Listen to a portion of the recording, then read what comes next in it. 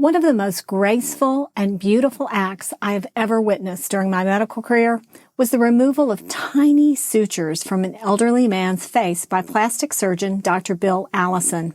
His fingers were so delicate. He held the forceps and scissors so lightly. His movements so precise. It was like watching a skilled ballet troupe in a perfect performance of Swan Lake. Dr. Allison is a clinical instructor for the University of Alabama School of Medicine at Huntsville, Alabama campus. Have you ever tried to learn a physical skill from an expert and felt frustrated after trying a technique 3 or 4 times? What if I told you that both you and your expert instructor could make things easier on yourselves if you pattern your learning process on clicker training techniques used for animal training? Stay tuned as we break down the 3 essentials trainers of dancing chickens and the Westminster Dog Show winners employ that may help you improve performance mastery and skill retention in your medical practice. Welcome to the Doctor's Mentor Show.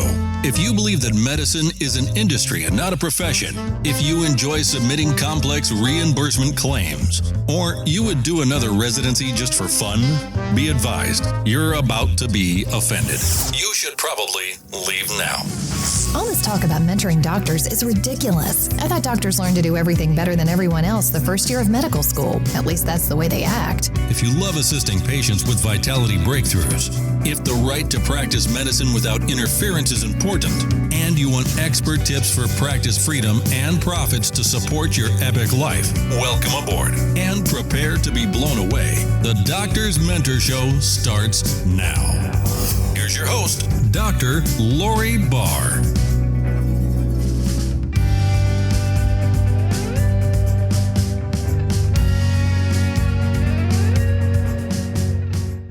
When you consider the basics of learning and performance metrics, it is really important to remember that humans are mammals and that the science of animal training has been perfected since B.F. Skinner first brought the ideas of respondent behavior and operant behavior together under one animal behavior umbrella.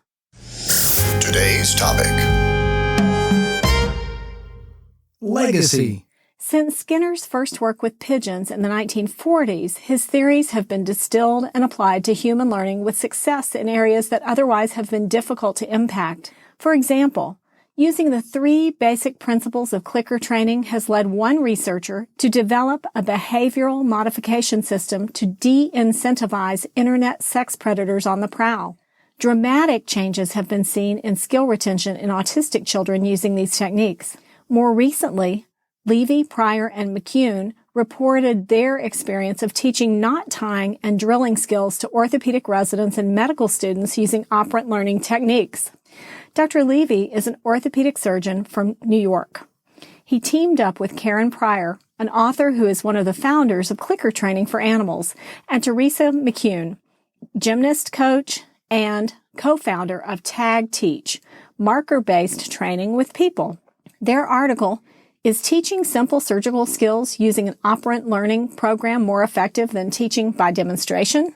highlights the differences between the classic see one, do one, teach one model of medical apprentice-style skill building and operant learning. You may recall from your college psychology days that classic conditioning is where a preceding stimulus brings about a reflex response. "Salivate like a Pavlov's dog," sings Mick Jagger. Operant conditioning states that satisfying consequences strengthen learned behaviors and unsatisfying consequences weaken learned behaviors. The fact of the matter is that human behavior is complex, and both types of learning occur without humans even actively thinking about how the learning occurs. Typically, in medicine, the focus of learning and continuing education is on correction of mistakes rather than on positive reinforcement for satisfactory completion of tasks. Since satisfying consequences strengthen learned behaviors, doesn't it make sense for medical personnel to create programs that employ consistent doses of positive reinforcement? What is special about chicken clicker training or any animal clicker training, and why should you actively think about it with regard to occupational training in your private practice or in an academic setting? Let's go through the 3 essentials of clicker training that are paramount if you would like to see lasting improvement in skill building and retention in your practice. And before we do that, I really encourage you to go to the show notes at thedoctorsmentor.com and click the link for the Levy, Pryor, and McCune article. You see, as doctors, it can be easy to assume that someone else will learn the same way you did. What this article spells out, if you really look closely at their methodology, is how meticulous the process was to break down a simple task like knot tying into the parts necessary to design the operant learning limb of the experiment. Do not assume that by listening to this tasty acoustical treat, you will have enough knowledge to run out and revamp your procedure manual and onboarding experience for newbies in your practice. Do rest assured that I will lay out the next steps you need to implement this in portions of your practice when we get close to the end of the show. Now, here are the 3 essentials of clicker training that are paramount if you would like to see lasting improvement in skill building and retention in your practice. First essential. Use clear cues, sharp observation, and excellent timing to consistently deliver positive reinforcement for the behavior you want to encourage. In the orthopedic experiment, the cue they used to reinforce successful completion of each of the 6 steps in the process of tying a knot, 6 steps, mind you, was a click using a clicker. The learners had tying the knot demonstrated, and each step demonstrated by the expert orthopedist. Then they proceeded with step 1 while being observed by a trained observer. As soon as the learner successfully completed the step, the observer clicked the clicker. They repeated this step 5 times before moving on to the next step. First essential, use clear cues, sharp observation, and excellent timing to consistently deliver positive reinforcement for the behavior you want to encourage. The faster you can deliver that positive reinforcement when the behavior has first been successfully completed, the more powerful is the retention. Second essential, break down the behavior into tiny learning units that are easily mastered. If a new learner is not having success at a task after 3 attempts, consider that the learning unit may be too big. I mentioned a moment ago that tying the locking sliding knot was divided into 6 steps, 6 individual learning units, as was drilling a low-angle drill hole. A script is written chaining together the necessary steps of the desired learned behavior. The script is written in as few unambiguous words as possible, so the meaning is both clear and concise. So for drilling the hole, the script starts with the goal, to learn how to properly make a low-angle drill hole, and why it's important. A variety of bone implant constructs require a low-angle drill hole. This is followed by a demonstration of the entire behavior. In other words, the expert drills a perfect low-angle drill hole while the learner observes. Next, each individual learning unit or step is named with a word or phrase that is also the name of the tag point for this step. A tag point is the aspect of the behavior to be marked by the click, and it is identified in 5 words or less. Now, first the behavior is named, and then it is defined with either the meaning of the word or the goal of the step or both. Next, the expert decides what phrase they will verbally communicate to the learner of this step. Next, the script calls for a demonstration. Lastly, in this essential, the practice parameters are defined, repetitions to be marked with a click, and the conditions of the learning are defined. In the hole drilling activity, the first step and its tag point are named grip. And then it defines grip as grip means to comfortably hold the drill in the non-dominant hand. However, the instruction phrase to the learner is grip the drill with your non-dominant hand in a position to use it. The expert demonstrates grip and then repeats the demonstration with the instruction phrase, grip the drill with your non-dominant hand in a position to use it. The practice parameters are practice to fluency with a peer marking the behavior 5 times with a clicker. First essential, use clear cues, sharp observation, and excellent timing to consistently deliver positive reinforcement for the behavior you want to encourage. Second essential, break down the behavior into tiny learning units that are easily mastered. Third essential, teach new behavior in fast, brief, intensive sessions instead of long, repetitive drills.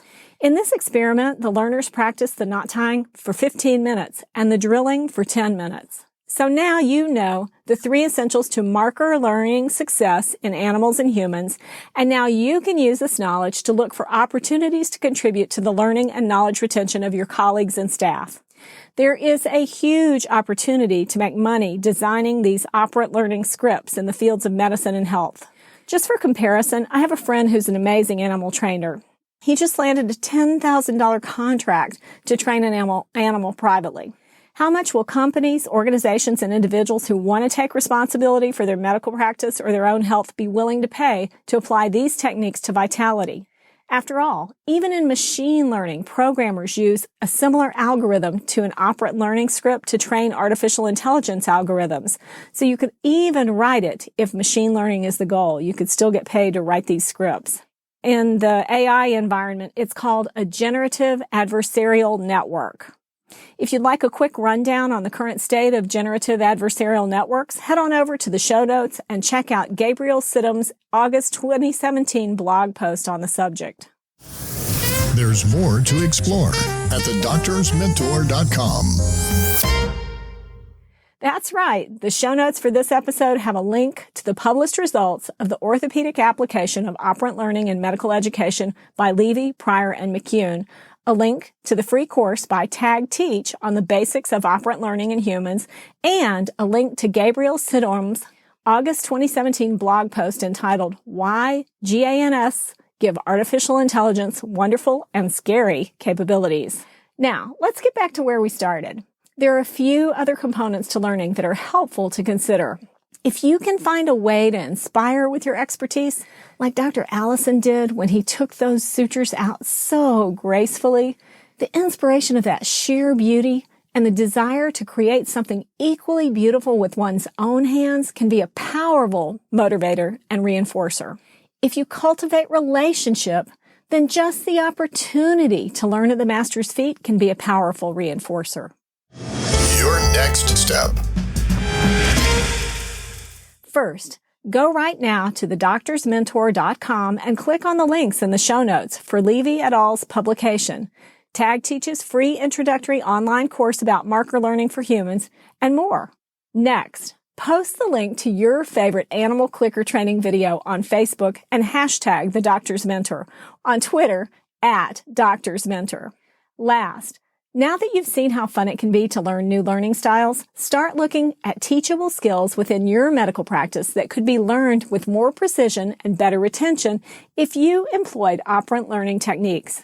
Remember what Levy, Pryor, and McCune said: correction is demotivating. Message me at thedoctorsmentor.com and let me know what skill or process you will modify with marker learning or positive reinforcement. I'm Dr. Lori Barr, the Doctor's Mentor, and one idea is all it takes to change your world. Are you stopping at a hospital? Hello? Don't you know that hospitals are one of the sickest places on the planet? Don't touch anything in there and get out as fast as you can.